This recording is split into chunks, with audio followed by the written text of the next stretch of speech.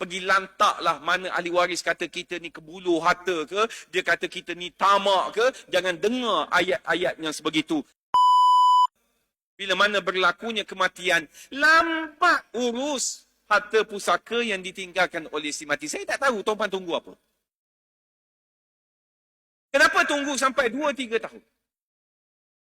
Tuan-tuan tahu ke tidak, pergi pejabat tanah, summit hari ni bukan boleh dengar besok. Kes banyak.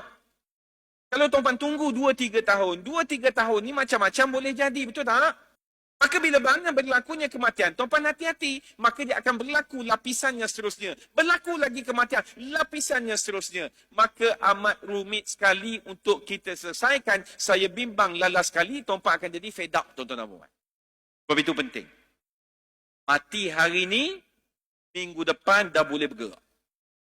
Mati hari ni, dah boleh start kumpul apa-apa harta yang dimiliki oleh si mati. Pergi lantaklah mana ahli waris kata kita ni kebulu harta ke, dia kata kita ni tamak ke, jangan dengar ayat-ayat yang sebegitu. Lantak, ikhlas lillahi ta'ala, aku buat ini kerana tuntutan agama. Selesai. Sebab yang duk mengata tu kadang-kadang tuan-tuan dia tak belajar. Kan?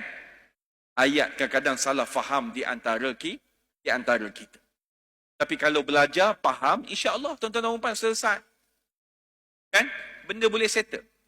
Patutnya dibuat awal. Sebab waktu itu adalah waktu kesedihan. Waktu itu semua tawaduk, redha semua sekali. Lepas tahun, pakat naik tanduk, hilang habis tawaduk redha tadi ni. Yang pakai kopiah, baling kopiah dia. Yang pakai serban, luruh habis serban. Kenapa? Sebab nampak harta ni banyak sangat. Boleh? Boleh tuan-tuan dan puan.